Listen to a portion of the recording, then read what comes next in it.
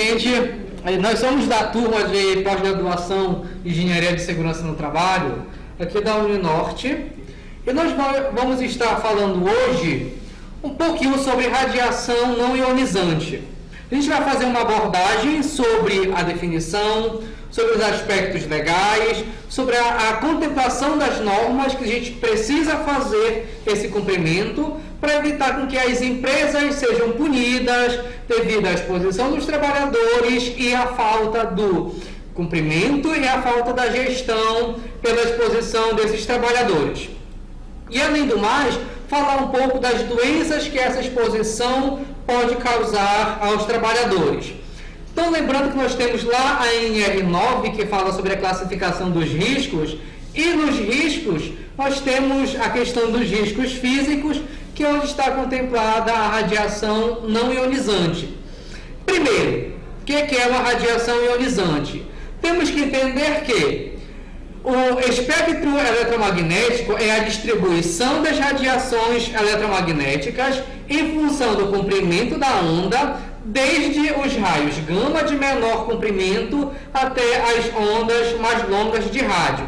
E os comprimentos dessas ondas, elas estendem-se desde as longas e a de muito baixa, que chega a ser de 1 Hz, e de muito alta, que chega a ser de 10 Hz. E entender que esse espectro ele é dividido em várias bandas. Então, essas bandas elas são integradas por raios gama, raios X, ultravioleta, infravermelhos, micro-ondas, televisão e ondas de rádio.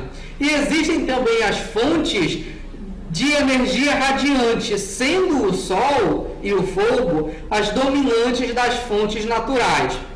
Outras como reatores atômicos, micro-ondas, os rádios transmissores, os lasers, as lâmpadas, essas também pertencem à classe denominada artificial ou fabricada.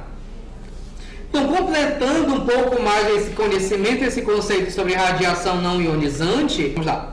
As radiações não ionizantes são as que não produzem ionização, ou seja, não possuem energia suficiente para arrancar elétrons dos átomos por onde está se deslocando, mas tem o poder de quebrar moléculas e ligações químicas. Essas radiações podem ser geradas por fontes naturais ou por dispositivos construídos pelos homens. E possuem também energia variável, desde valores pequenos até muito elevados.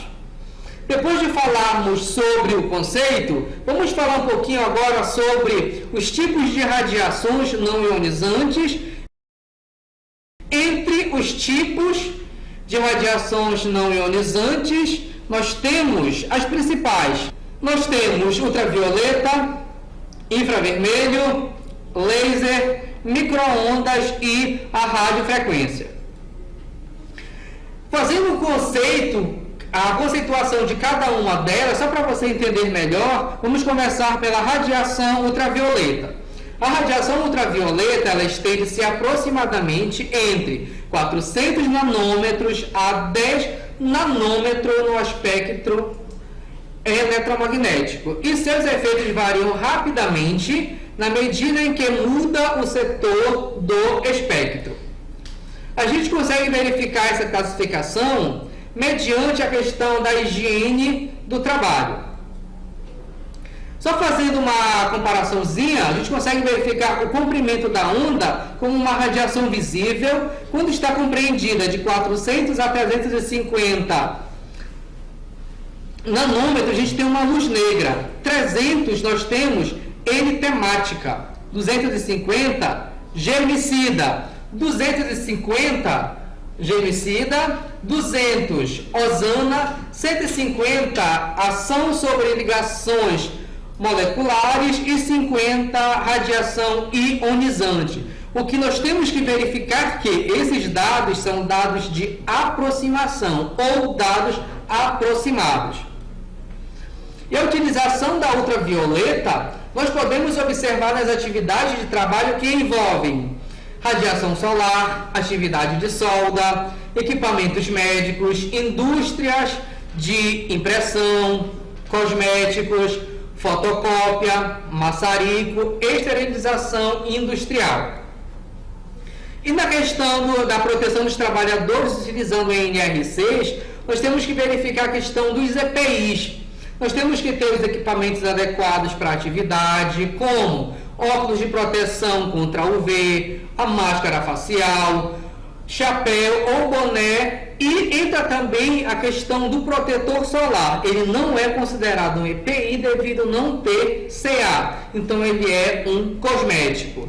E na questão da proteção coletiva, nós temos a proteção por cobertura solar. A gente vai enquadrar aí os biombos de solda, o enclausuramento do processo, treinamento dos trabalhadores e as medidas administrativas. Agora, para conceituar um pouco melhor o segundo tipo de radiação, é a radiação infravermelha.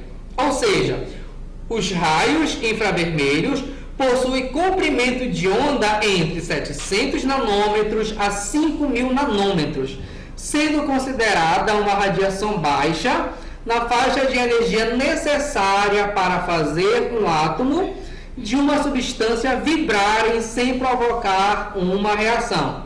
Dessa forma, o que a gente consegue concluir? Que ela é uma radiação não ionizante. E a infravermelho também ela é emitida por meio de objetos quentes, como o Sol, e, apesar de não poder ser vista, é sentida na forma de calor. Em torno de 70% dos raios solares que são emitidos e atingem o planeta Terra conseguem chegar à superfície terrestre. Desses 70%, uma parte é absorvida pelo planeta e a outra parte é refletida sobre a forma de radiação infravermelha. Nós podemos verificar também a utilização da infravermelha nas atividades que envolvem trabalho com solda elétrica ou oxiacetilênico, trabalhos com fornos ou fornalhas, processo de secagem de tintas e materiais úmidos e trabalho a céu aberto, sendo que para o trabalho a céu aberto, nós temos lá a NR21 que dá as diretrizes para poder se trabalhar, evitando a exposição excessiva desses trabalhadores. E as medidas de proteção, tanto individuais quanto coletivas, nós temos na questão coletiva de proteção, coberturas, biombos, o enclausuramento do processo, o isolamento da área, treinamento dos colaboradores, os refletores de calor, medidas administrativas e também o anexo 3 da NR15 que fala sobre calor. Quanto aos EPIs, nós temos as vestimentas adequadas, principalmente para a proteção da pele, a vestimenta para a proteção do corpo, para evitar ou reduzir esse calor, os óculos com proteção infravermelho, máscara facial e a proteção infravermelha, e também o boné ou o chapéu para proteção solar. Agora, sobre o terceiro tipo, que é o laser. Laser significa a ampliação da luz por emissão estimulada de radiação. É um dispositivo que produz radiação eletromagnética com características muito especiais. Ela é monocromática, possui comprimento de onda muito bem definido, coerente com os fótons que compõem o feixe emitido. E as atividades que expõem os trabalhadores a esse tipo de agente, que seria o laser, nós temos corte, a solda a laser, os equipamentos médicos, as impressoras, gravação em metais, aparelho de som, leitor de código de barras, considerando que a exposição eventual não necessariamente vai causar danos à saúde do trabalhador, mas sim a exposição excessiva que deve ser considerada. E para nós trabalharmos a questão da proteção dos trabalhadores, temos que levar novamente em consideração a NR6 quanto aos EPIs e aos EPCs. Na questão dos EPIs, as vestimentas adequadas, como os óculos de proteção, a laser, e também os EPCs, que seria a construção de biombo ou cortina de proteção, enclausuramento do processo, a automatização do laser do processo, treinamento dos colaboradores e as medidas administrativas. E o quarto tipo de radiação não ionizante é a micro-ondas. Então, os efeitos das micro-ondas dependem da frequência e não do comprimento da onda da radiação. Então, esse efeito é mais estudado. Então, o efeito mais estudado é o térmico, que seria o aumento da temperatura do organismo. Mas existem indicações que campos elétricos e magnéticos também são especificamente responsáveis por problemas de saúde. As atividades que emitem as micro-ondas, nós podemos verificar as atividades desenvolvidas nos fornos, tanto industriais quanto os domésticos, nos aparelhos de radiocomunicação, aparelhos de radar em aeroportos, processos de aquecimento em produção de plásticos e cerâmicas. E a gente consegue verificar também essas atividades.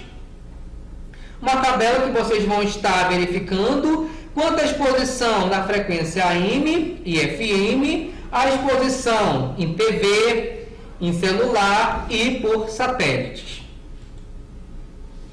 E como que a gente consegue trabalhar nas medidas protetivas quanto a essa radiação? Volta-se para a questão dos EPCs, o enclausuramento do processo, o isolamento e sinalização da área, o treinamento dos colaboradores, o desligamento da fonte e as medidas administrativas. Quanto aos EPIs, as vestimentas próprias para se ter a redução, a minimização dessa exposição, desse risco, e micro-ondas. Nós conseguimos fazer esse monitoramento através do dosímetro individual. E por último, a radiação não ionizante, conhecida como radiofrequência.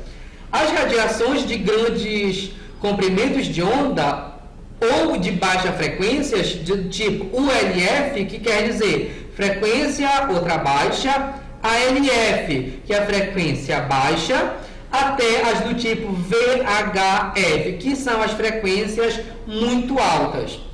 E desde 1980 não foram considerados estudos que envolvam a exposição direta a causadores de problemas ocupacionais. E, eventualmente, no futuro, poderão ser descobertos efeitos derivados do microaumento da temperatura, localizados ou generalizados, que a radiação efetivamente pode provocar no organismo, ou de efeitos específicos nos campos elétricos e magnéticos, pelo qual sempre é recomendável não se expor desnecessariamente em locais onde existam geradores do tipo radiofrequência, especialmente se a potência do equipamento for alta, como medida acauteladora recomenda-se sinalizar tais locais. E com relação à utilização, as radiações de baixa frequência são utilizadas em radionavegação, radiofaróis, radiodifusão AM, radioamadorismo, a diatermia médica, a radioastronomia, a solda de radiofrequência e a secagem de tabaco e usos semelhantes. E as medidas de proteção nós temos como EPC o enclausuramento do processo, entre outros, e nos EPIs as vestimentas próprias para a radiofrequência em micro-ondas, também se fazendo esse monitoramento pelo dosímetro individual.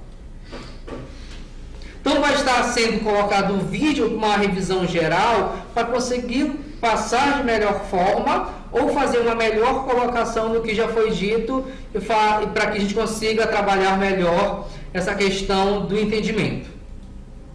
A poluição eletromagnética é gerada por nossa civilização moderna.